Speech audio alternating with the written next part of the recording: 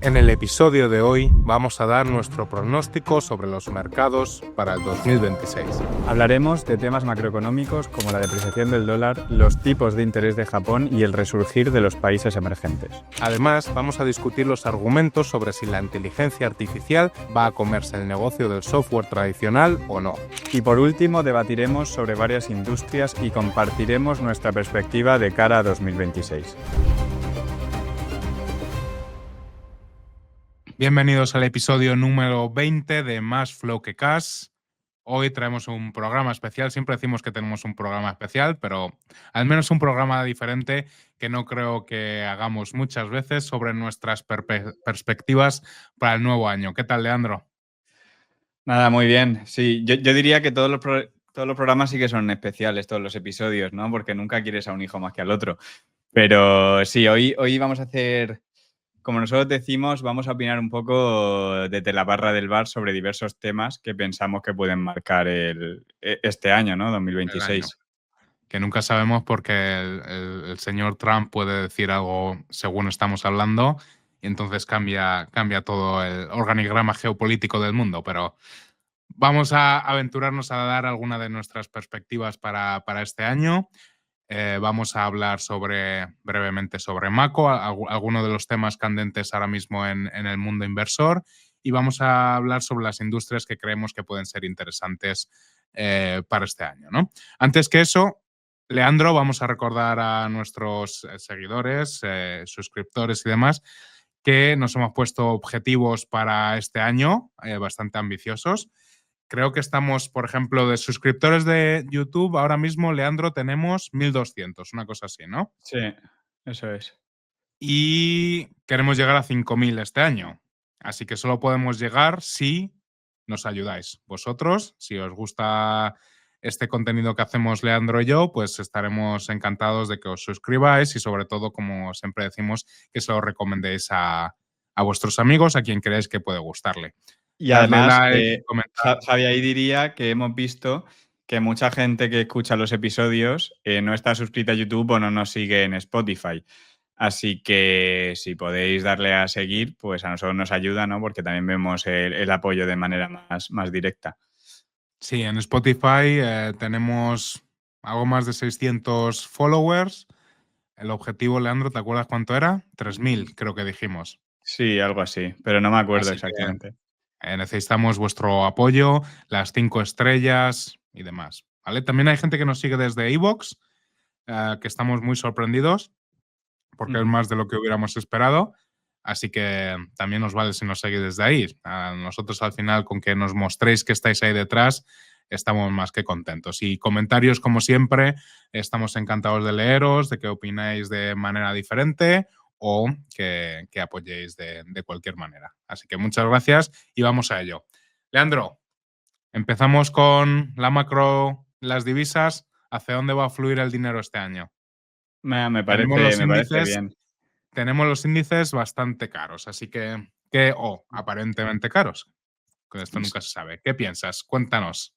A ver, yo creo que aquí la mayor preocupación, por así decirlo, ¿no? Es la depreciación del dólar, ¿no? Sobre todo si eres un inversor que su moneda es el euro o una moneda distinta al dólar.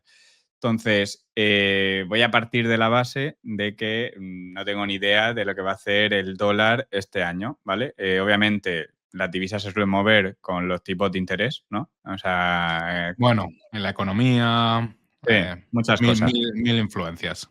Claro, ese es el motivo por el que no tengo ni idea de lo que va a hacer, ¿vale? Porque como hay tantas variables que no sé estimar, pues no tengo ni idea. No obstante, Leandro, ahora lo que vas a hacer es apoyarte así con el codo, ¿vale? Te has apoyado en la barra del bar y vas a dar una opinión aquí de cuñado, que diríamos.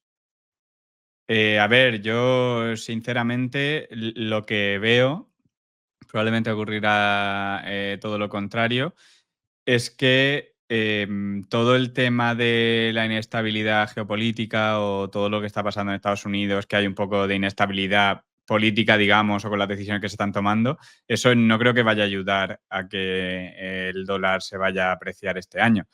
Eso es lo que pensaría mi yo sin tener ni idea, que bueno, es el yo real, ¿no?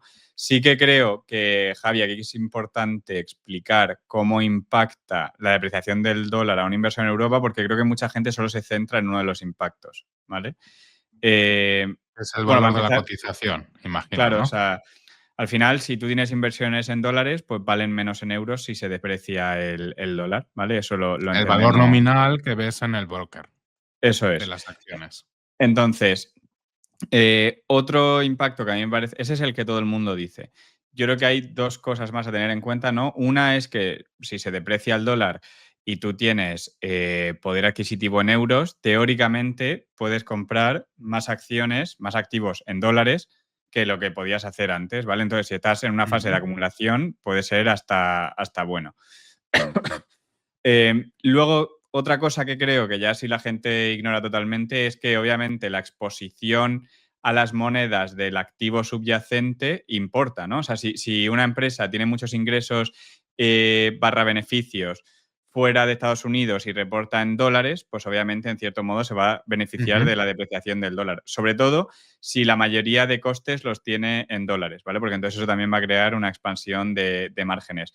Sí que es verdad ujú. que muchas empresas van a cubrir esta exposición o la tienen cubierta, entonces tampoco es un impacto que te vaya a beneficiar mucho, pero hay otras empresas que no, ¿no? Y entonces eso hay que tenerlo en cuenta. Y luego ya, para terminar con el tema de los impactos, creo que sí es importante entender que se aprecie o se deprecie el dólar, es raro ver una depreciación a lo largo de, digamos, 3 5 años, una depreciación o una apreciación masiva entre dos, digamos, monedas más o menos fuerte. Puede pasar, ¿eh? Pero O sea, me atrevería a decir, si ves el euro frente al dólar, desde 2008-2009 ha sido, han sido 15 años, 16 años, que ha sido una depreciación absoluta.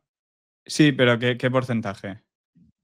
Eh, pues llegó a estar por debajo de la paridad y estaba yo, cuando estuve en Estados Unidos un verano, en 2008-2009, no me acuerdo ahora, o 2007, ya estaba a 1,50 y algo. O sea, Vale. hablamos de casi un 60% que se depreció. Vale, no, sí. O sea, en ese caso, obviamente, es significativo. Pero lo que quiero decir es que va a importar más el subyacente, que si lo hace bien, que probablemente el cambio de moneda, sobre todo cuanto más pasan los años. Yo lo veo un poco como el tema múltiplos, ¿vale? Aunque el tema múltiplo puede ser un poco más violento, pero si un múltiplo, digamos, se contrae un 30% a lo largo de 10 años, realmente, obviamente, no va a ser lo mejor para ti como inversor, pero si el activo subyacente ha compuesto a buenas tasas, pues tampoco te va a destrozar, ¿no? Yo el tema del eurodólar lo veo parecido porque no tengo ni idea de lo que va a hacer y sinceramente no tomo decisiones de inversión de si compro algo en Estados Unidos o no Ujú. porque el dólar esté caro o barato o más alto o más bajo. Importa sobre todo menos en el caso de que tengas empresas multinacionales que operan. Ujú, Obviamente, si tienen mayor cifra de negocio en Estados Unidos que en Europa, que suele ser el caso. No digo que solo sea así, pero la mayoría, al menos, de empresas americanas. Pero no obstante, a largo plazo yo estoy de acuerdo con Leandro que euro dólar, pues los mismos que nos ha beneficiado durante muchos años atrás, pues este año ha sido un viento en contra, y yo diría que en general las tendencias de depreciación de moneda o apreciación no duran unos meses. O sea, yo si tuviera que apostar, me imagino, aunque no lo quiero, obviamente, pero me imagino que el dólar seguirá depreciando durante este año.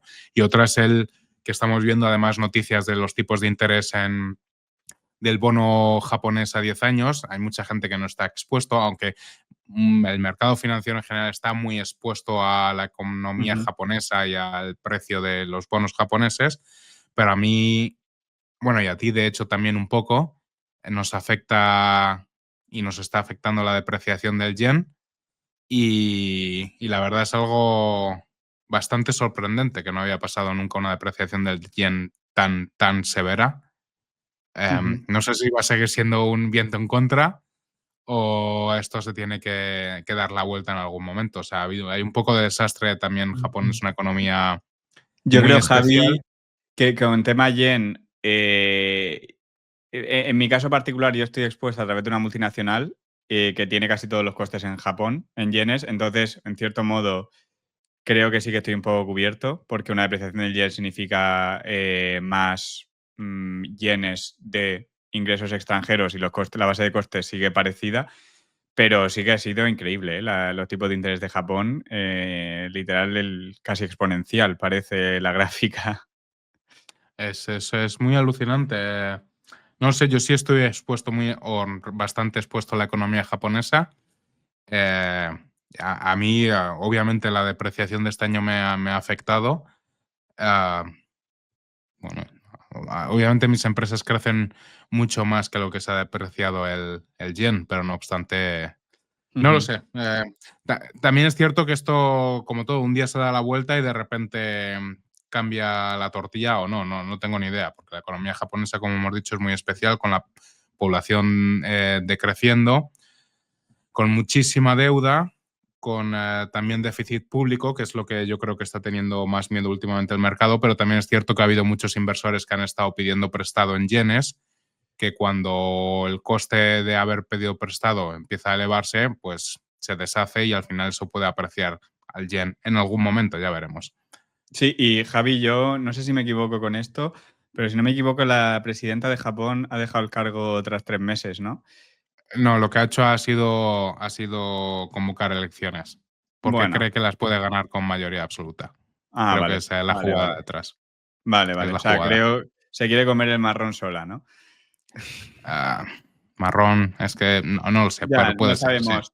Realmente no sabemos lo que va a pasar, pero yo para que la gente que nos está escuchando entienda un poco cuál puede ser el problema, ¿no? Al final Japón es un país que tiene, bueno, como todas las naciones, en plan, digamos, desarrolladas, tiene un elevado nivel de deuda, ¿no? Y obviamente cuando suben los tipos de interés, pues te cuesta refinanciarte más y obviamente es un gasto bastante grande para el gobierno, ¿no? O sea, a esto le sumas una población que está envejeciendo, ¿no? Y que la gente joven no está, digamos, bueno, que no hay suficiente gente joven para cubrir a toda la población que está envejeciendo, vamos, el típico problema de pirámide poblacional invertida, pues obviamente mucha gente piensa que la economía no está en el mejor sitio, ¿no? Yo debo decir que la gente, me hace gracia como la gente de fuera mira este problema y dice, ah, mira, es que Japón, vamos detrás todos. Me Sí, refiero, tenemos claro. todos los mismos problemas. Es el campo de pruebas del Ujú. mundo occidental. Ya veremos Sí. a ver cómo Y acaba. yo añadiría un problema, digamos, problema entre comillas, que no sé si has mirado, Javi, pero yo me lo he encontrado en varias empresas o tesis que he estado leyendo de empresas japonesas, que ha habido regulaciones más estrictas en cuanto a las horas extra en varios sectores, ¿no? Y entonces ahora hay un problema bastante gordo en ciertos sectores como logística de mano de obra. Eso, de hecho, es viento de cola para bastantes empresas que están intentando digitalizar todo eso, ¿vale? Por ejemplo, los conductores de autobús ahora no pueden hacer tantas horas extra como antes y entonces obviamente ahora nadie quiere trabajar de conductor de autobús y ahora hay un problema gordo con todo ese tipo de cosas, pero vamos, obviamente comparado con los otros dos, pues un problema menor y probablemente temporal. Japón, hay que pensar, la gente en Japón es una cultura muy diferente, ¿no? El trabajar Ujú. muchas horas, claro, ya entran los gobiernos a regular y nunca sabe, pero el trabajar muchas horas está bien visto en la familia, es lo que tienes que hacer, ¿Qué se considerará una hora extra en Japón? o sea, La solo tienes número que ver. 23 del día. Es, es otra cultura, o sea, no podemos medirlos por la misma vara.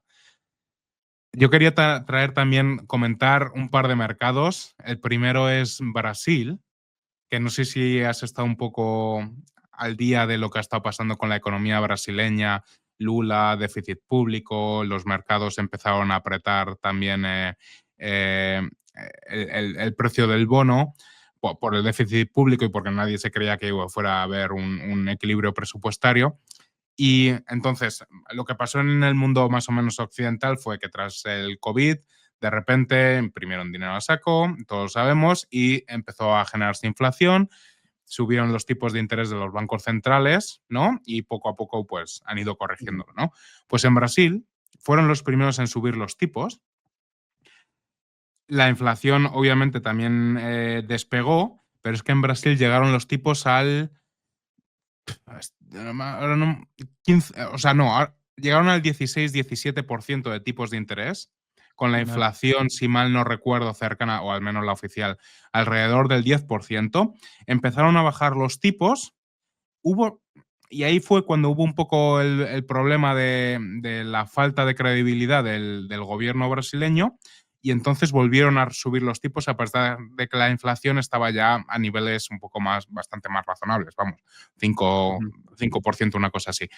Y los tipos llevan desde entonces al 15%, los tipos de interés al 15%, pensadlo, obviamente es un impacto para todas las empresas, obviamente para las que sean endeudadas muchísimo más, y ha frenado la economía, o bastantes empresas que yo había mirado en Brasil anteriormente, pues se han visto bastante impactadas, ¿no? Y de hecho, las valoraciones de algunos negocios que a todas luces pueden ser interesantes han estado muy bajas en Brasil. Se supone que ahora los tipos empezarán a bajar en algún momento, pero hay bastantes oportunidades, obviamente expuestas a Brasil y demás, pero hay bastantes oportunidades bastante interesantes. Y es muy sorprendente que aún así haya empresas como Mercado Libre o como Nubank y algunas otras que están creciendo a unos ritmos Mm. exagerados en este tipo de entorno económico, ¿no? Es bastante interesante. Y, Sí, y un comentario, vale, no, di Javi, acaba. un comentario muy breve. Ojo a la gente cuando mire empresas o negocios en sitios como Brasil, por ejemplo, imaginad, os ponéis a analizar los blancos de Brasil y veis que tienen retornos sobre la equity del 25% y decís, hostias, negocios increíbles. Recordad siempre cuánto cuesta la financiación ahí. Entonces, tenéis que pensar que Ajá. tener un depósito en reales brasileños te está dando un 15% de rentabilidad. Claro. O sea, el coste de ¿Vale? capital es mucho mayor. Correcto. Yo, Javi, lo único que diría en tema emergentes, yo no soy, obviamente, ya lo hemos comentado al principio, yo no me considero un inversor macro, pero si tuviese que destacar a uno por encima de todo sería Stanley Druckenmiller Ujú, con sus inversiones macro o cómo las ve venir. Y debo decir que está apostando relativamente fuerte por emergentes, ¿vale? O sea, no, obviamente no es un indicador de nada, pero algo debe estar viendo. Y sí que es verdad que esto es un poco cliché decir, no, es que este no suele fallar, pero es que este no suele fallar. La verdad, o sea, me refiero, tiene un track record para demostrarlo, no es como alguien que te dice es que hacerte una vez, es que este tío lo tiene detrás. Entonces eso me parece interesante y como tú dices, sí que creo que hay empresas muy interesantes en países emergentes porque obviamente hay muchas oportunidades, ¿no? Yo creo que las oportunidades vienen porque, digamos, las ventajas competitivas en muchos sectores aún no están tan formadas porque muchas industrias realmente están surgiendo ahora o están creciendo ahora. Y entonces eso obviamente es un territorio fértil para alguien que sea capaz de de tener una ventaja competitiva. Obviamente, pues tienes los riesgos que tienes, ¿no? ujú. No es lo mismo. Aunque debo decir, Javi, que tú me dijiste una vez una cosa que a mí me cambió un poco el punto de vista. Cuando estábamos Sí. hablando de China, y no sé si te comenté, sí, pero es que luego llega Xi Jinping y le dice a las empresas, no, es que me tienes que pagar un impuesto de no sé qué. Y no sé si era la semana que Trump había dicho que se iba a quedar un porcentaje de los ingresos de Nvidia de China y tú me dijiste, ¿en qué se diferencia esto a lo que hace China? Y realmente que no se diferencia en nada. No, no, es que no, a mí ahí no me pillan. Claro, No, entonces no me fío de creo ninguno. que muchos riesgos de los emergentes tendemos a darlos por hecho como si no fuesen posibles en países, digamos, desarrollados, pero ya hemos visto que pueden pasar. O sea, bueno, no me voy a ir más lejos, pero en España el gobierno te puede reventar la empresa porque quiere. Eso es así. Y no pasaría nada. O sea, digo que no habría una manifestación en la calle y se quemarían las calles. De hecho, lo hacen. Algún día te cuento alguna experiencia de segundo grado con empresas que compiten contra empresas públicas o en las que la SEPI tiene participación y demás, y de las tácticas mafiosas que tienen, básicamente. Sí, sí. No es que ya no me va a sorprender nada. O sea, estamos grabando esto en una semana un poco extraña para España.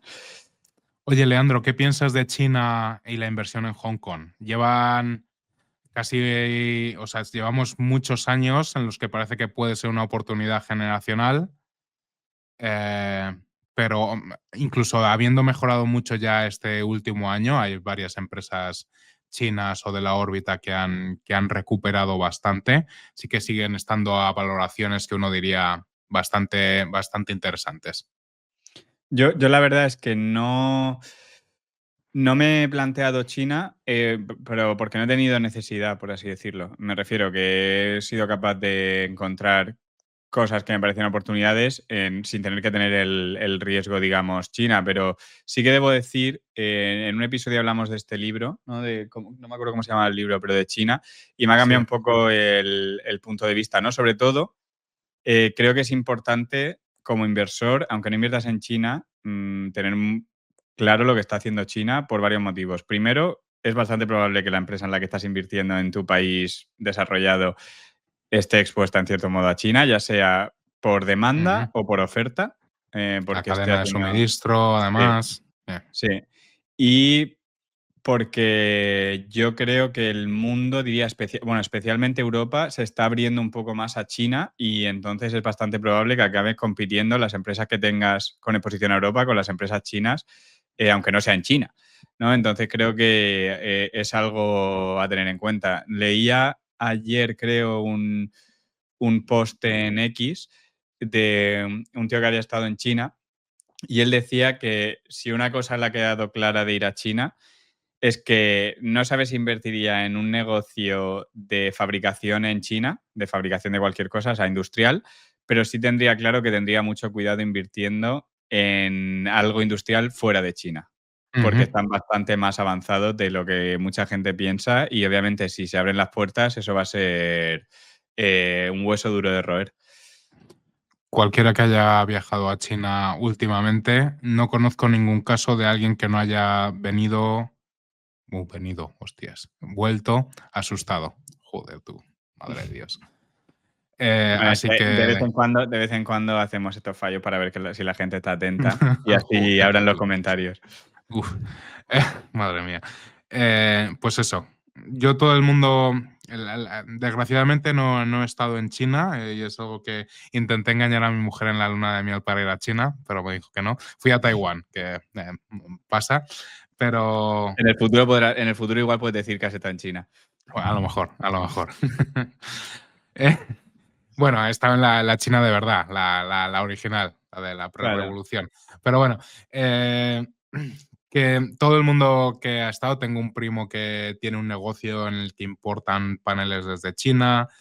eh, Mucha gente que ha estado últimamente ahí ha vuelto, ha dicho, ¡buah! O sea, Sí, sí claro, es diría que comparas Javi, la sí, decrepitud europea contra la sí, cómo juventud se china, mueven, entre comillas. claro. Y Claro, cómo es se que mueve todo de rápido, la ambición que hay y todo, bueno, no tiene nada que ver. Yo sí diría que hay gente de ambos bandos, ¿no? La gente que tiende mucho a irse a los extremos. También hay gente que dice que si algo se ha hecho fuera de China, vendrá China y 100% lo va a hacer mejor y más barato. Bueno, hay excepciones, ¿eh? Me refiero. claro. Ya sé por Y dónde hay... vas, Leandro. No, no, Te no, vuelo. no. No voy solo por ASML. Hay excepciones más mundanas de lo que la gente piensa. O sea, China no pudo copiar el vehículo de combustión. ¿Por qué son tan buenos en vehículos Ujú, eléctricos? Porque tuvieron que dar el salto porque no eran capaces de tener un coche de combustión competitivo. Y cualquiera que vea dice, joder, un coche, ¿no? Tampoco hay que ser un ujú. genio. Bueno, pues no fueron capaces. Tampoco han sido capaces de copiar los motores de los aviones, ¿vale? Están en Y ello. aún- Han tenido, yo que trabajaba ahí, vivimos de hecho, yo trabajaba en una empresa en la que había otro departamento que estaba trabajando en el desarrollo del equivalente a la A320 o el 737, que son los aviones típicos que vuela la gente, al menos en vuelos Ujú. intraeuropeos. Y China estaba desarrollando uno y nosotros hacíamos una parte del avión y han tenido... Ahí yo no sé hasta qué punto, porque sabes que te tiene que certificar Europa, te tiene que certificar Estados Unidos. hay un Ujú. poco ahí cuánto es ¿Cómo se real, llama? cuánto ¿Se es llama Comac? ¿Puede ser o algo Comac, así? sí, pero era un consorcio, no sé si habrán cambiado ya de nombre. En su época era el Comac 919, creo que se llamaba. Ujú. Entonces, yo De creo, hecho, lo que sí en la que empresa creo es Didi, Javi. no, en la empresa que trabajaba yo, aeronáutica en Austria, era un consorcio, era originalmente sí, bueno, originalmente era dueña, o sea, no, era un spin-off de Fisher, la marca de esquís, Fisher de toda la vida Sí. austriaca. Pues era un spin-off que empezaron a hacer piezas de materiales compuestos y luego fue adquirida por un consorcio chino. Ya me callo. O sea, yo creo que deberíamos despertar, ¿no? Creo que esto lo llevamos diciendo en Europa 10 años, pero obviamente hace falta. Al final, o sea, yo no me creo que la población estadounidense sea más lista que la población europea. Sí tienen más medios y probablemente les ha instalado una cultura bastante distinta Ujú. para que ellos puedan, con la inteligencia que tienen, pues llevar a los negocios que llevan, ¿no? Pero no creo que haya una diferencia intelectual. El problema es que hay No, una está diferencia claro, es de cultura. cultural. Sí, es Es cultural y cultura. de cultural y regulatoria, realmente, porque también habría, aquí hay un problema cultural, digamos, de probablemente ambición y emprendimiento, pero si hubiese igual una regulación que lo favoreciese más, La regulación la imponen los ciudadanos al final, es cultural. En mi opinión, la regulación viene de la cultura. sí puede ser. Sí puede ser. Yo es que estoy de acuerdo con lo de que la clase política es un reflejo del pueblo, pero cada vez estoy menos de acuerdo, porque ya llega a un extremo que me cuesta, Bueno, o sea, quiero no pensarlo. no sé, sal a No la es... calle. Sal a la calle, Leandro. Ya, ya, no, no, o sea, creo que sigue siendo, pero estoy más tranquilo si pienso que no es verdad, Me porque alegro, me entonces alegro. Me me alegro. echo, me echo a llorar. Me alegro. Venga, vamos al siguiente tema, que traemos un bloque de discusión que está muy en boca hoy en día, ¿no? Que es el de la inteligencia artificial se va a comer o va a matar al software. Es un tema. Cómo le llamas tú, Javi? ¿Sasmagedón o Ah, Saspocalypse? Yo he no. visto las dos. No, no, AI is gonna kill software. Es mi. He estado pensando en ello últimamente, seriamente, te lo dije el otro día. No he acabado el pensamiento, el racional, pero sí que es algo a lo que he intentado darle una buena pensada y en el fondo también, por supuesto, para ver que. Porque obviamente puede ser que se estén dando oportunidades, ¿no? De hecho, Leandro, podemos avanzar el episodio que vamos a sacar la semana que viene, que ha sido muy demandado por Ujú. nuestros seguidores y al final nos hemos decidido a dar el salto y contarlo. Leandro, ¿a qué vamos a hablar la semana que viene? La semana que viene vamos a hablar, por el número de comentarios, hay que hablar de ello, de Topicus, ¿vale? Que es familia Constellation Software. Vimos también que el episodio de Constellation Software gustó mucho. Y bueno, yo personalmente lo digo aquí, tengo más exposición a Topicus ahora mismo que Constellation y No bueno, el digas eso, episodio... Leandro, no des, y- no, porque ya has descrito lo que pasa, no vale. No, no he escrito lo que pasa. La semana que viene vamos a explicar por qué.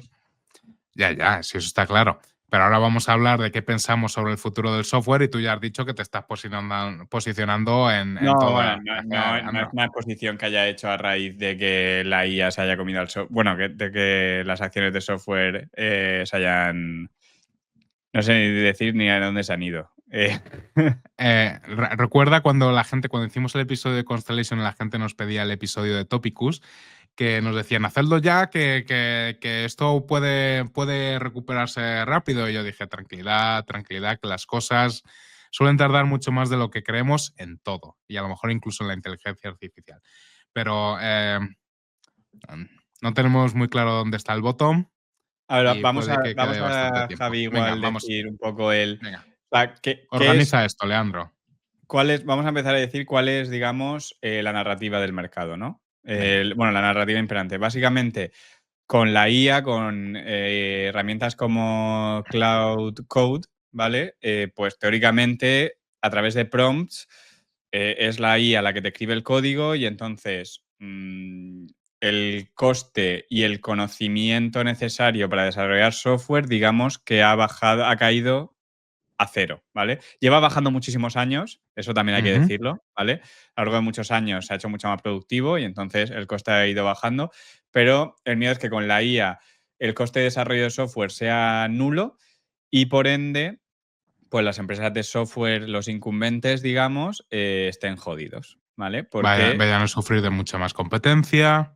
sí. O sea, el argumento que yo creo que guía la narrativa es la ventaja competitiva es el coste de desarrollar software y como eso se va a cero, entonces ahora la ventaja competitiva de los incumbentes ha caído bastante. No es el único argumento, pero va a haber mucho más software teóricamente.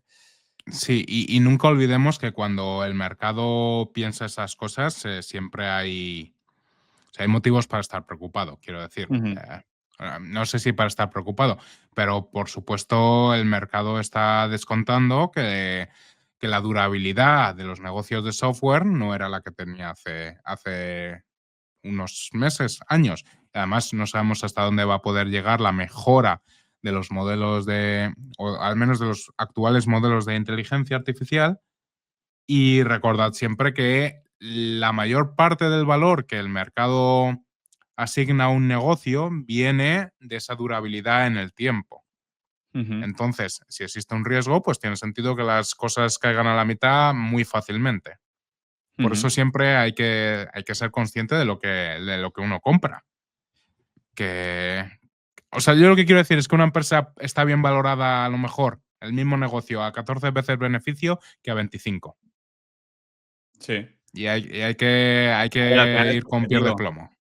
Al final es subjetivo, o sea, me refiero, tú tienes una visión sobre el valor terminal de una empresa y el mercado tiene otra y obviamente el múltiplo no puede ser el mismo, con las 2 visiones. Ujú. Luego, obviamente, con el tiempo, pues se demuestra quién tiene razón. Venga, danos tu opinión, Javi, ¿qué has estado reflexionando y qué piensas sobre este riesgo para las empresas de software o para el software en general? No, al final yo entiendo los negocios de software o el software como tal, ¿no? Un ERP, un CRM, son softwares que son deterministas. Es decir, hay unas reglas y tú cuando ejecutas esas cosas en el software, pues sucede lo que tiene que pasar, sin más, ¿vale? Y Ujú, no hay, digámoslo, no hay margen de error. Y es un poco como lo veo. Sin embargo, los modelos de inteligencia artificial, los que se están desarrollando ahora o los que estamos conviviendo, son, probabilísticos. O sea, no es un modelo fundacional que tenga racionamiento puro, sino que va buscando cuál es la siguiente palabra, cuál de todo el universo, cuál podría ser la que con más probabilidad es lo que estemos, entre comillas, buscando.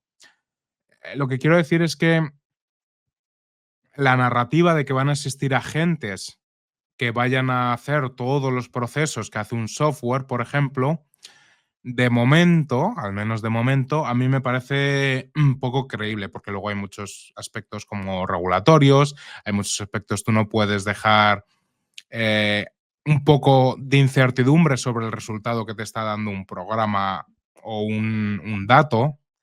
ujú. Entonces, eso aplicarlo en negocios grandes a mí me parece de momento todavía bastante complicado.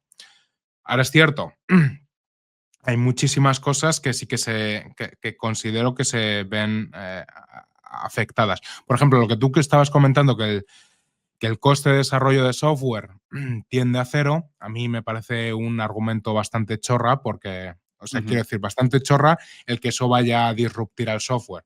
No, Al yo final, de hecho, una de las cosas que me preocupa es que, bueno, no que me preocupa, pero de que cada vez soy más consciente es que no creo que el mercado sea eso lo que está metiendo en las valoraciones, porque me niego a pensar que el sí, mercado sea tan tonto como para pensar que el correcto. coste de desarrollo es la ventaja competitiva cuando las empresas de software han tenido márgenes brutos del 90% y nadie se ha metido a hacerle disrupción.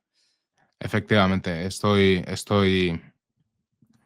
de acuerdo, es estúpido. Para mí ese argumento es estúpido y no creo que sea el caso. Al final sigues teniendo que vender, etcétera. No, O que sea, todo eso el tema además. de eso se está llamando ahora vibe coding, ¿no? O sea, que tú cojas Ujú. sin tener ni idea, te metas, ya es una aplicación de software. Vale, eso está muy Ya. bien, pero hay que tener muchísimo cuidado con lo que se lee, yo diría en redes sociales, ¿vale? Porque, por ejemplo, uno que trabaja en Base44, que es la empresa que te hace webs desde cero simplemente con prompts, dice que conoce un cliente que ha sustituido $350.000 que le pagaba Salesforce porque se ha hecho su propio CRM. Ujú. Bueno, si tú vas a un peluquero te va a decir que necesitas que te pelen, ¿no? Entonces el de Base44 te va a decir eso y del modo contrario una empresa de software también te va a decir que hay cero disrupción y la realidad probablemente esté entre los dos mundos. Efectivamente, estoy de acuerdo. Al final, tú creas un software, luego hay un bug, ¿qué pasa? ¿Quién está ahí? Claro, Hay, es que el hay- hay software no miles es de... solo crearlo, es mantenerlo, que no te puedes permitir fallos, tienes probablemente problemas legales si pasa algo con tus clientes, no sé. Correcto. Que tienes a tus empleados que no les vas a cambiar el software porque no te lo van a aceptar. Hay muchísimos luego, para que esto luego sea efectivo, hay miles de puntos flacos, ¿no? A la adopción masiva del coding o cosas así, ¿no? Lo que sí hay cosas que me preocupan un poco, Leandro, es al final los negocios de software han estado creciendo mucho por incrementar la penetración que tenían o el número de asientos, ¿no? En las Ujú. propias empresas y por las subidas de precio. Ambas cosas, ¿no? Em, sí que el que existan más facilidad de desarrollo puede hacer al final que la gente, punto, no esté dispuesto a pagar más por tener más asientos. Siempre ha sido un poco de bullshit, ¿no? Porque el Sí, sí. coste para el software era marginalmente Sí, cero, realmente eso es lo que cero. hacía, eso es lo que hacía el negocio tan bonito. Efectivamente, eso es lo que hacía el negocio tan bonito, pero sí que puede llegar los clientes y empezar a negarse a este tipo de cosas, ¿no? Sí. Cualquiera que tenga un negocio en el que haya estado negociando sabe que es bullshit y siempre intenta, se pelea. Y ¿Ves? más cuando tienes más posibilidades. Eso yo creo que es una de las cosas que está descontando el mercado. Oye, tú tienes un modelo de negocio basado en asientos y ahora lo vas a tener que cambiar para que no sea basado en asientos, sino que sea basado ya sea en consumo de créditos de IA, porque has incorporado Ujú, la IA, o basado en valor. Entonces, claro, que se puede hacer la transición, no me cabe duda, y de hecho hay empresas que la están haciendo ya. O sea, que las empresas aquí, la gente también piensa que las empresas de software están dormidas, tampoco son tontos, ¿no? Algunos sí, otros no son tan tontos. ujú, Entonces, eh, en todo ese proceso de cambiar el modelo de negocio, pues hay una oportunidad a cagarla. Y a que no sea ujú. igual digamos, los economics del modelo no sean los mismos que cuando lo tenías por asiento. Yo tengo, sí, o sea, tengo al final lo que estuve pensando son tres escenarios. Hay más, ¿no? Pero que me crea creíbles. Y uno es que al final todo lo de los agentic, em, De los agentes. los agentes, sí, al final sean una oportunidad para los softwares incumbentes en poder ofrecer algo de valor añadido para los clientes y al final, o ya sean a través de terceros, me da igual, puede ser porque luego a saber el modelo, ¿no? A lo mejor puedes usar un modelo LLM de un partner tercero y le metes un take rate y ya está. Entonces, eso podría ser positivo y al final el gasto en IT sigue creciendo.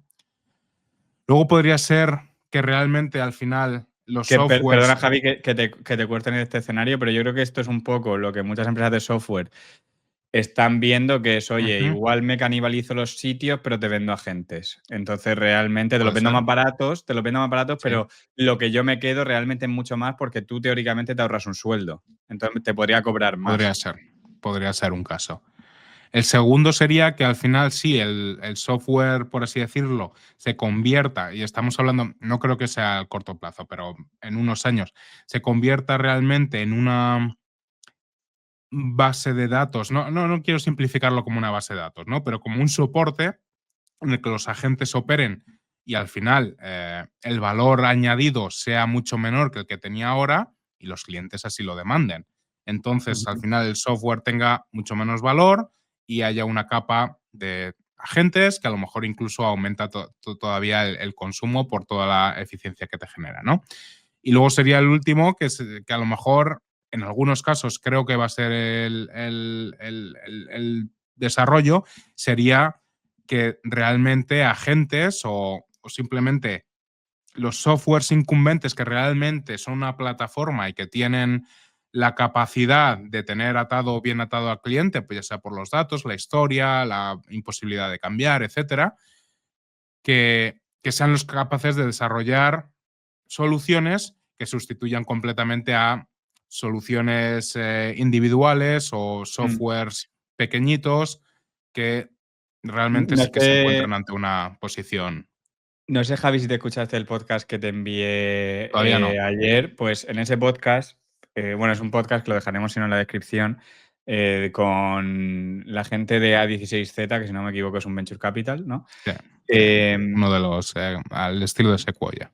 Sí, uno de los más grandes del mundo. Pues era un poco hablando sobre la IA y el software, y el que dirigía la conversación al final decía esto que acabas de comentar, que él no tiene duda de que Adobe va a ser mucho mejor gracias a la IA, que Salesforce va a ser mucho mejor gracias a la IA, Microsoft va a ser mucho mejor gracias a la IA. Entonces él comentaba que se puede ser, digamos, alcista en dos cosas, ¿no? En que empresas que sean puramente nativas de IA, que cubran necesidades que antes no estaban cubiertas, tengan éxito, y luego que los incumbentes en todo lo que cubrían lo hagan de manera mucho mejor y añadan mucho valor para sus clientes, ¿no? Que no hay que pensar en un...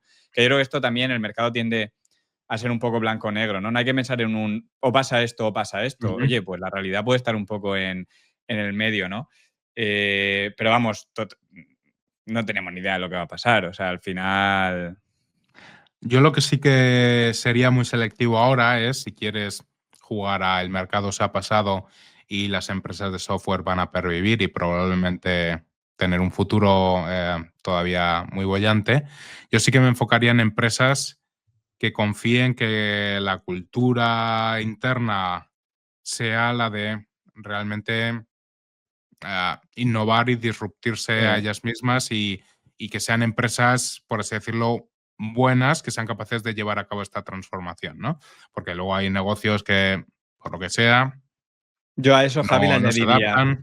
le añadiría eso. O sea, que sean empresas, obviamente, que se remanguen, porque si no, no va a haber manera. Y Ujú. otra cosa que añadiría, y yo he estado mirando, bueno, de hecho he empezado hoy, pero he estado intentando buscar empresas de software con datos propietarios, Sí, porque claro. creo que eso Ujú. es muy, muy clave. Y con datos propietarios no tienen que ser datos como tal, sino puede ser que tú conozcas un proceso de una manera que alguien que llega ahora no lo vaya a entender.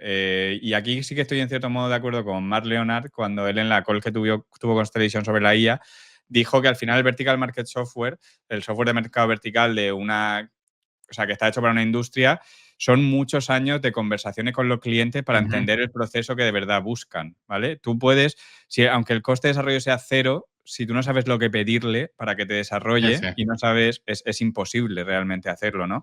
Y en eso estoy intentando buscar alguna empresa de software que igual la haya tirado al sector, pero que en cierto modo tenga algo propietario que haga que sea inigualable. Voy a dar un ejemplo hiper, o sea, va a ser como hiperpolémico porque no tiene nada que ver con software, ¿no? Pero en su día mire Burford, ¿vale? Y parece una tontería, ¿no? Pero Burford, Explica, muchas. explícalo, Vale, explica. Burford básicamente lo que hace es que te provee capital si tú quieres entrar en un litigio, digamos, o si quieres demandar, y luego, pues si ganas, se queda en una parte, ¿no? Entonces ellos analizan los casos y ven los casos en los que hay probabilidades de ganar y entonces proveen el capital y el objetivo es hacer un retorno cuando se gane el juicio. YPF Entonces, en Argentina, por ejemplo. sí, sí, sí, sí.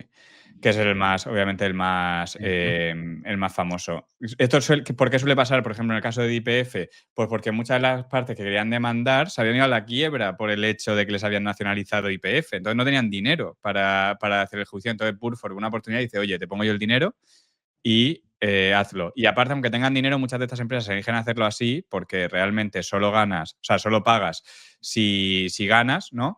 Y obviamente no te ata mucho capital. Pero bueno, Burford es este modelo de negocio. Entonces, Burford lo que dicen es que la IA ellos están aplicando IA y claro, la gente le dice, pero ¿por qué no lo puede hacer otro? Aplicar IA, ¿no? A la información pública y entonces poder competir, digamos, vuestros retornos, porque van a saber si ese juicio puede ganar o no puede ganar. Bueno, pues la realidad es que no me acuerdo del porcentaje ahora mismo, pero como el 70% de los juicios, ¿vale? Antes de que haya una resolución definitiva, hay un acuerdo entre las partes. Y ese acuerdo entre las Ujú. partes es privado y no tiene acceso a la IA, ¿vale? Entonces tú realmente no sabes qué ha pasado en ese juicio. Entonces, ¿qué dice Burford? Yo llevo muchos años haciendo esto y yo tengo esa información de casos que se han cerrado, que son la mayoría, y yo los he hecho y entonces tengo la información. Entonces, teóricamente, si yo aplico inteligencia artificial, lo voy a hacer sobre una base de datos que nunca va a poder replicar alguien que esté fuera, a no ser que pase muchos años haciendo esto. O sea, es un ejemplo un poco raro, pero es más o menos eso Ujú. a lo que me refiero. Muy bien. Pues yo creo que podemos pasar al último tema, ¿no? Que es un poco nuestra visión por sectores, a lo mejor Venga. sobre todo sectores que hayan funcionado mal en los últimos años o regular, por así decirlo, porque hay casos de sectores que han sido siempre eran muy queridos por el mercado, que llevan correcciones, nunca me gusta la palabra corrección, que llevan bajadas en la cotización bastante considerables, ¿no? Sí. Venga, empezamos. Vamos a empezar por una que conocemos bien los dos, que es el sector salud, ¿vale? Ujú, Si quieres. Vale. Yo te doy brevemente mi opinión. O sea, bueno, creo que lo hemos dicho en varios episodios, ¿no? Porque a mí, por ejemplo, me gusta el sector salud, ¿no? Yo creo que hubo una resaca de la pandemia, ¿vale? Que hubo una acumulación de inventarios, entonces obviamente estas empresas crecían a niveles insostenibles, el mercado las puso a cotizar a múltiplos insostenibles, luego acabó todo eso, se normalizó. Es muy importante, ¿no? Que la gente entienda que lo que se normalizó la demanda, pero porque los clientes de estas empresas estaban vendiendo su inventario, no porque la demanda final se estaba ujú. ralentizando porque obviamente es muy resiliente porque la gente necesita los medicamentos pase lo que pase, ¿no? Sí que hubo alguna parte, obviamente todo relacionado con el COVID, que fue más Obviamente. Sí. algo circunstancial, pero por así decirlo, el resto no. Sí, pero bueno, esa parte yo creo que sí que se veía venir, ¿no? O sea, me refiero, en cierto modo, cuando empezó a pasar toda la caída, el mercado sí que veía que esos ingresos no eran Ujú, sostenibles, pero no se esperaba probablemente todo el stocking que había, toda la acumulación de inventario que había habido, ¿no? A mí me gusta en estos momentos porque ya hemos pasado todo el tema de stocking, ¿vale? Se está viendo, ya se están acelerando los ingresos de las empresas. Tiene vientos seculares a largo plazo, ¿vale? Muy fácil por el envejecimiento de la población y, bueno, crecimiento y envejecimiento de la población, ¿vale? Porque aunque en ciertos países igual no haya un crecimiento, obviamente en otros sí que hay bastante crecimiento, ujú, ¿no? Como puede ser India, China o cualquier país emergente. Y yo creo que las valoraciones, ¿no? En cierto modo, son bastante razonables por el hecho de que como lleva 2 o 3 años sin hacerlo bien, yo conozco a mucha gente que no la tocaría ni con un palo, simplemente mirando 3 años atrás, ¿no? Diciendo, bueno, es que esto también que esto es verdad, ¿eh? Los equipos directivos llevan prometiendo que se va a girar el siguiente trimestre y bueno, así hemos estado 2 o 3 años, ¿no? ujú. También ha habido los mercados, hubo mucha inversión en biotechs también a raíz del COVID y entonces también la financiación a nuevas empresas desarrollando nuevos fármacos y demás, o sea, también se asecó bastante. Entonces, Ujú, como todo, son ciclos y lleva tiempo. Luego también hay que tener en cuenta, porque Leandro ha dicho las valoraciones son razonables, las valoraciones en el sector salud han sido siempre y siguen siéndolo a priori bastante exigentes. Lo que también hay que tener en cuenta es supuestamente la visibilidad que tenemos a largo plazo de que es en una industria muy regulada y con un crecimiento que uno diría que debe ser secular, ¿no? E incluso con potencial de acelerarse en el caso de que hubieran descubrimientos que permitieran desarrollar ujú, fármacos mucho más baratos o poder al menos ir a... Porque cuando una biotech o cuando se levanta capital para intentar desarrollar algo, obviamente se falla muchísimo porque hay que probar y luego las cosas no salen como tal. Si fuésemos capaces como sociedad de ese primeros pasos, hacerlos con una certidumbre mucho más alta, pues uno diría que habría mucho más capital dispuesto a financiar todas estas Ujú. cosas. Pero bueno. Sí, sí. Y se malgastaría menos capital. Yo, de hecho, eso diría Ujú, también, ahora que hemos hablado de la IA, que es uno de los puntos fuertes de la industria, ¿no? Al final está protegida por, digamos, tiene una protección física, ¿no? Porque al final el medicamento te lo tienen que meter, no le puedes preguntar a Gemini y curarte, ¿vale? O ujú, sea, vas a tener que, al fin, inyectarte o tomarte un medicamento. Y por lo que está razonablemente protegida de la IA, también por tema de regulación, que hay mucha burocracia, no se quieren cometer fallos y potencialmente pues, se puede beneficiar de la IA, ¿no? Entonces me parece que es una, digamos, una apuesta asimétrica. También debo decir que todo el sueño que se nos vende de que la IA va a empezar a descubrir medicamentos, pues hay que cogerlo un poco con a lo pinzas, mejor ¿no? en 15 Porque años, como siempre. y esto está relacionado con lo que hablamos antes. ¿Sabes cuál es el principal problema, no? El principal problema son las bases de datos, que son una Ujú, mierda. Entonces, ya. claro, si no tienes buena base de datos, la IA realmente no te vale para mucho. Sí que es verdad que ya se están encontrando maneras de ahorrar en el proceso, por ejemplo, de fases clínicas, ¿no? O sea, tú tienes que pasar por una fase clínica Ujú, y la IA te puede ayudar a saber más o menos cuál es tu probabilidad de pasar. Entonces tú puedes avanzar, mm, pues, medicamentos donde la probabilidad es más alta y la gente dice, no, pero eso va a ser malo para las CROs, por ejemplo. Pues yo no lo veo así. Las CROs CROs son que son. las que hacen la fase clínica, ¿vale? Las que las organizan. Yo no lo veo así porque ese dinero realmente se reinvertiría en otros medicamentos que es más probable que lleguen a fase 3 que es donde se hace el dinero de verdad. Entonces, pero vamos, que yo digo una cosa que sí me preocupa, Javi, del tema del sector salud. Vamos a decir, el sector salud es muy amplio, ¿vale? Sí. Yo no tocaría el 80% ni con un palo, debo decir.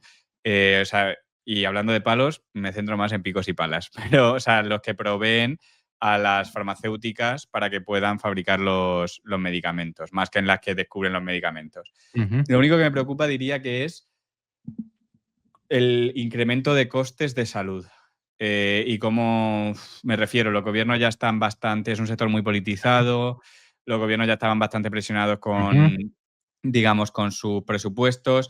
Y obviamente ahí, pues ya lo hemos visto, ¿no? En Estados Unidos, Trump cogió a Eli Lilly y a Novo Nordisk y le dijo, oye, vais a bajar los precios y lo vais a bajar porque te lo digo yo. Y bueno, así los bajaron, ¿no? Entonces, creo que es mejor centrarse en partes de la cadena de valor donde no te puedan apretar tanto en precio, porque eres una parte muy pequeña de los costes y igual no están ujú. pensando en ahorrar ahí.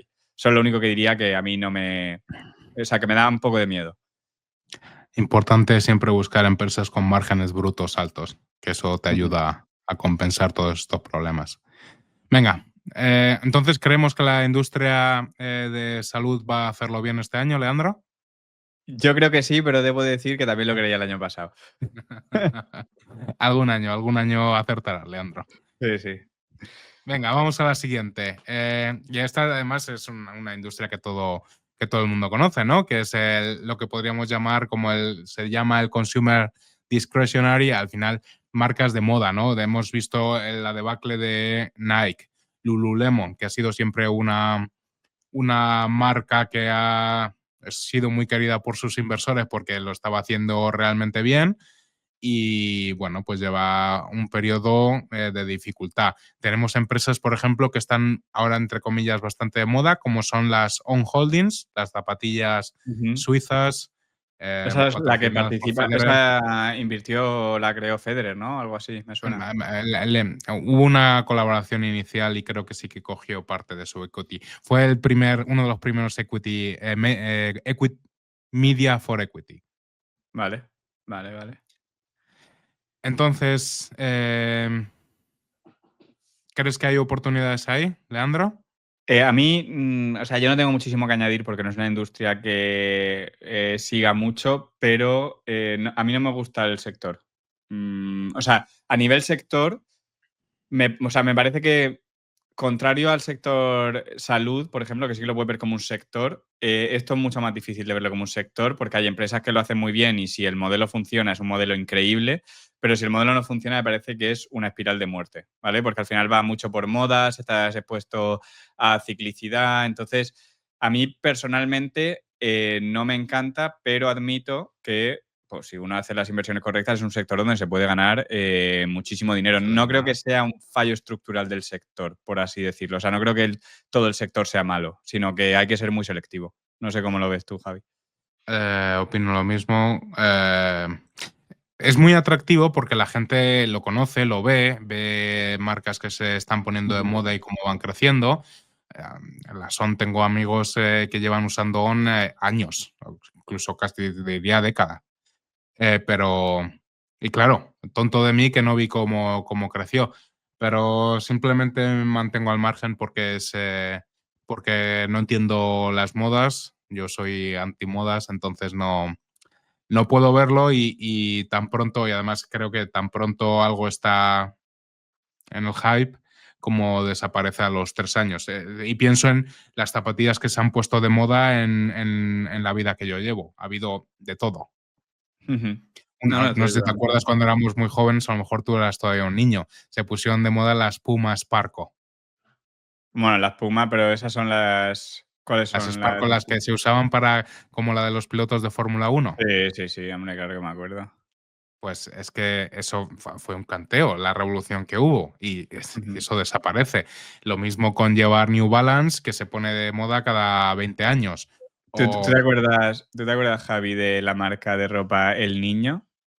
sí, Que por era ejemplo, otra. Sí, es que todas. brutal, Es que brutal. No, no sé, ahora pienso y digo, ¿cómo me podía poner esa camiseta que en verano me levantaba del coche y se me había quedado pegado detrás porque era plástico? hay infinitos ejemplos. Yo es un sector que no trabajo. Es interesante verlo, Sí, sí, pero sí. no. Venga, Venga, Javi, otro. vamos con el siguiente. Ahora vamos a pasar a la parte de consumo, pero en vez de discrecional, la parte más de consumo, no sé ni cómo se dice en español, no discrecional, ¿no? Se llama consumer staples, por así decirlo Vale. en inglés. Y bueno, aquí digamos que entra la parte del consumo que sufre menos ante una crisis porque en teoría no puedes dejar de consumir, por ejemplo, papel higiénico, ¿vale? Aunque haya una crisis. Ujú. Bueno, Ahí entonces, tenemos ¿qué opinas? empresas de toda la vida que todo el mundo conocerá, Nestlé, Unilever, ¿qué más Procter& empresas hay? Gamble, Procter& Gamble, etcétera. sí. Sí, em, han caído mucho también últimamente.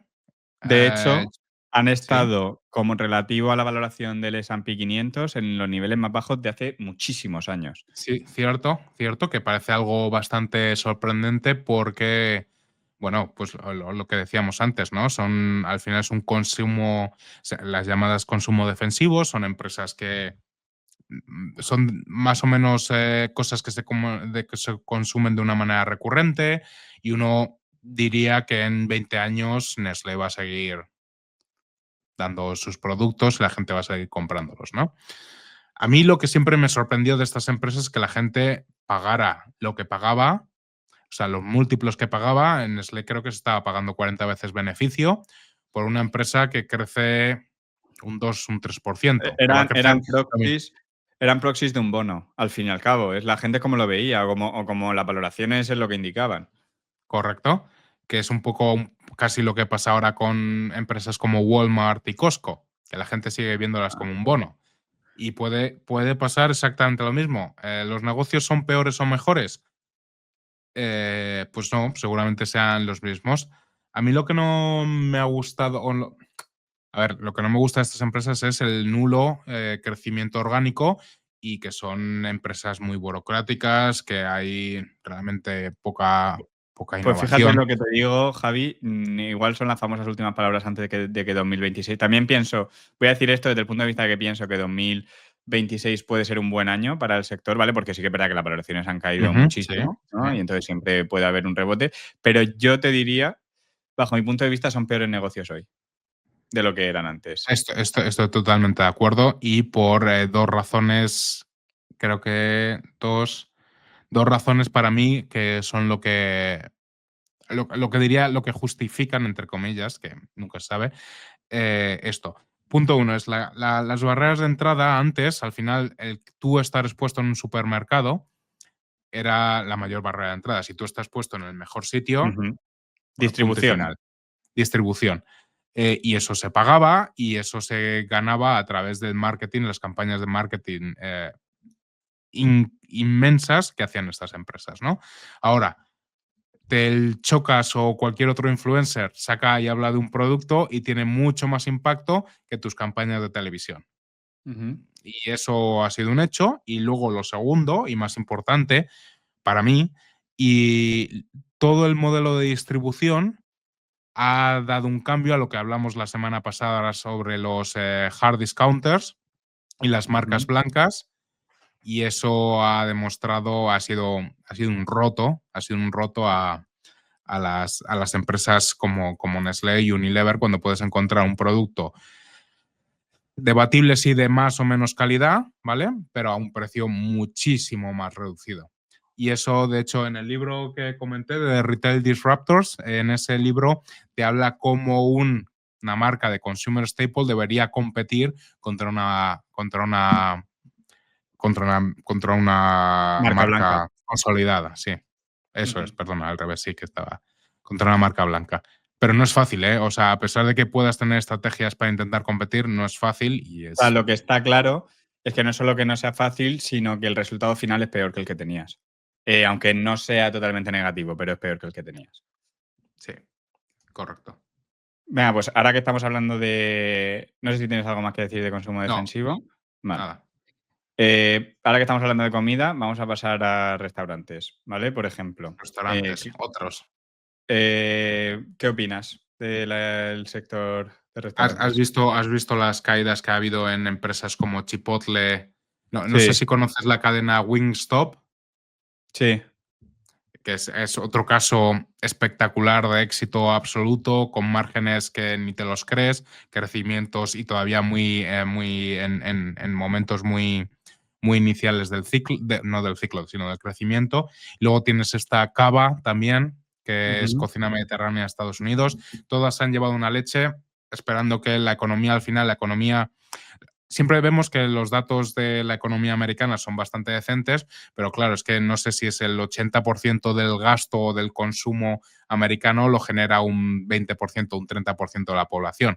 Pero siempre, o cuando ves los resultados, se ve que la parte más pobre de la sociedad, que es normalmente uno diría, no necesariamente que es la que acude a este tipo de cadenas, pues está un poco más afectada por la crisis detrás del telón o algo así como se puede llamar, ¿no? Entonces, estos negocios han bajado en los últimos meses considerablemente, también un 40%, y aún así, he mirado esta mañana, Chipotle sigue cotizando a 35 veces beneficios y creo que Wingstop a 45, que es, joder, ¿qué opinas? Yo, sinceramente, lo equiparo un poco al sector de consumo discrecional, ¿no? O sea, me refiero, no, Ujú. no tengo nada en contra de la industria de restaurantes en su conjunto. O sea, creo que la gente va a seguir saliendo a restaurantes y creo que si algo ha cambiado con eso es el método de distribución, ¿no? Ahora hay mucha más pedidos a domicilio, pero bueno, al final también hay un restaurante menos rentable para el restaurante porque obviamente tienes a Uber Eats o a Globo o algo así llevándose su corte,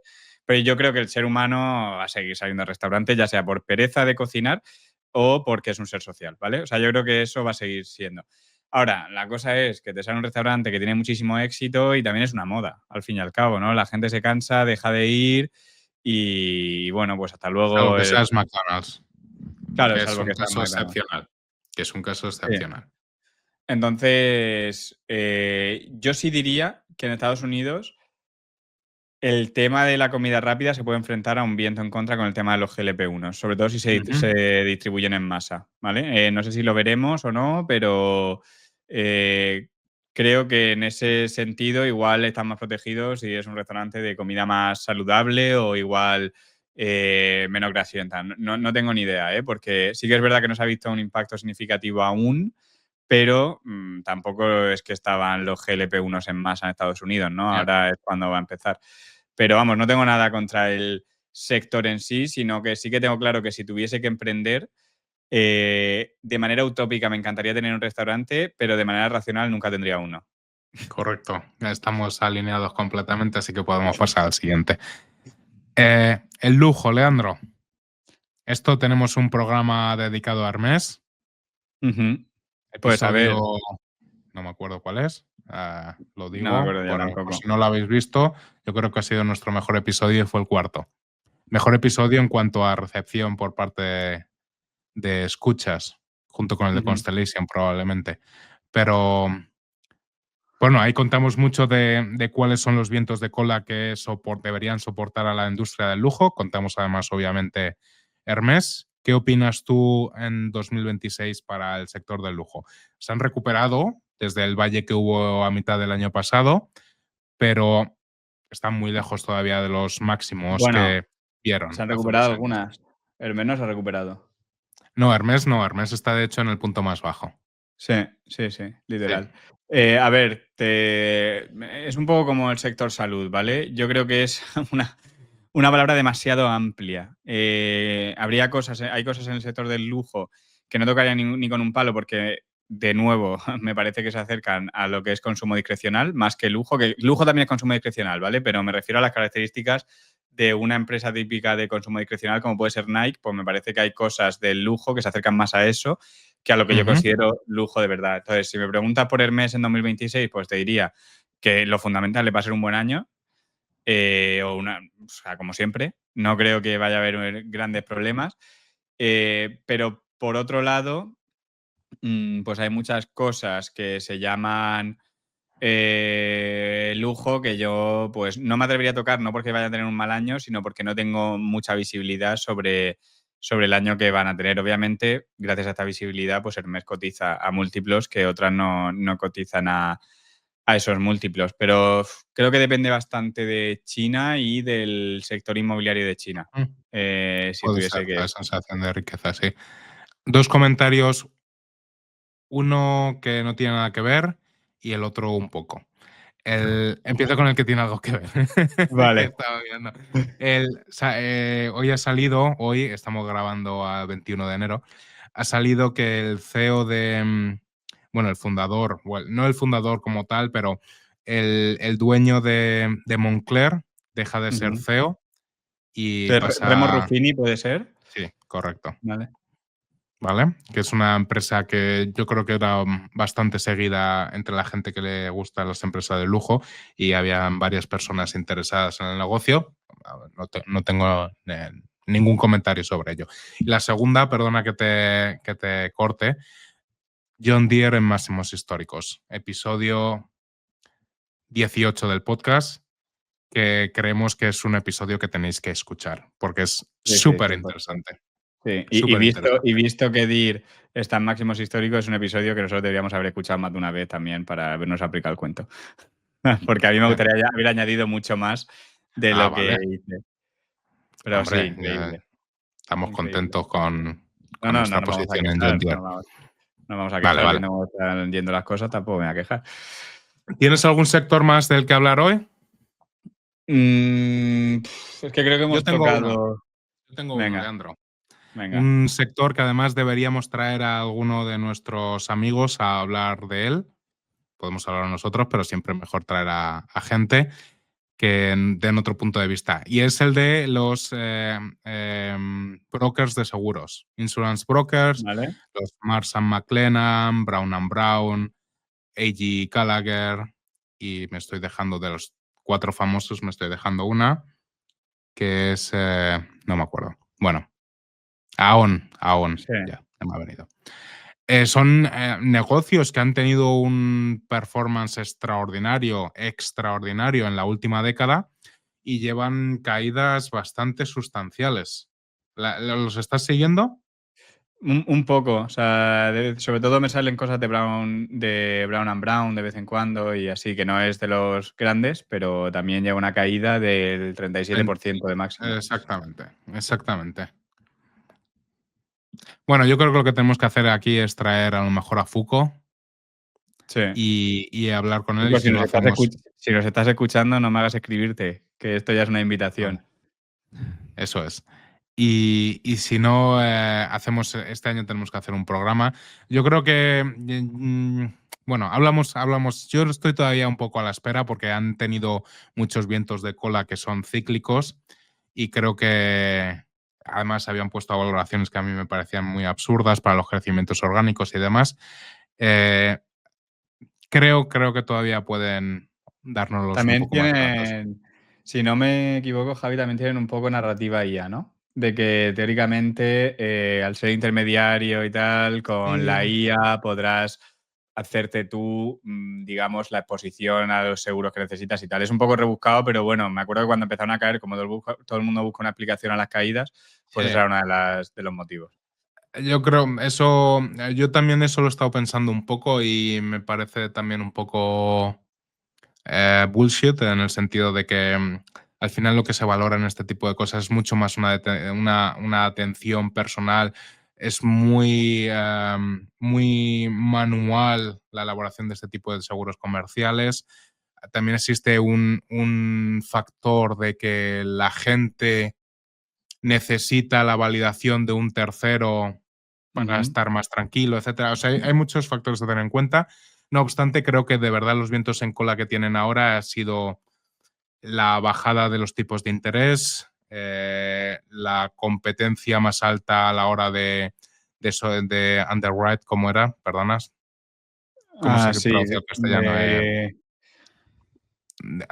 Va a haber presión sobre el precio de las primas por mayor competencia porque han entrado muchos players al sector. Hay varios vientos de cola que creo que pueden ser cíclicos y además que estos negocios, el crecimiento orgánico que tenían era relativamente bajo y seguía siendo bajo, ayudados por la inflación. O sea, si no fuese por la inflación incluso sería menos o incluso nulo y crecen con adquisiciones que en general suelen ser bastante a precios bastante elevados. yo debo Entonces, decir, Javi, que a mí hay una empresa, no es broker de seguros, pero hay una empresa del sector seguros que me gusta, que alguna vez te la he comentado, y no ujú, pensaba que a mí me fuesen a gustar muchas aseguradoras, porque al final lo veo un poco como el negocio bancario en el sentido de que te tienes que fiar mucho sí, de que la persona que le está poniendo precio al riesgo se lo esté poniendo bien, porque si no te ujú, puedes levantar con una sorpresa. Y ahí también me preocupa un poco el tema ciclicidad, ¿no? Porque ha habido muchos vientos de cola y exacto. realmente no puede ir tan bien, pero muy, o sea, diría que este negocio del que estoy hablando, que no lo voy a decir, igual podemos hablar en un episodio futuro, muy buen negocio, o sea, eso es innegable. Y hay varios, ¿eh? Hay varios aseguradoras de IANES, que es una parte de. No me vienen ni las. Bueno, es una parte de los Property and Casualty, Sí, que sí, sí. son seguros más especiales y hay varias empresas ahí que tienen muy buenos track records durante muchísimos años de hacer bien las cosas. O sea, así ya, y para cerrar el episodio, porque la gente lo entienda, la parte de excess and surplus es básicamente donde entra el riesgo que el mercado estándar no quiere asumir y entonces tiene que ser cubierto y pues lo cubren otro tipo de empresas y es un mercado interesante porque está mucho menos regulado, ¿vale? Me refiero, tú en el mercado estándar, si estás en Estados Unidos, quieres subir las primas, tienes que pasar por el regulador, ¿vale? El regulador te lo tiene que aprobar. En el mercado de excess and surplus, tú puedes subir las primas lo que quieras, cuando quieras y bajo las condiciones que quieras. Obviamente no puedes romper un contrato, pero no tienes que pasar por un regulador, ¿no? Entonces, obviamente, eso también es bastante atractivo si sabes ponerle el precio correcto al riesgo. Correcto. Muy bien, Pues muy bien. Leandro.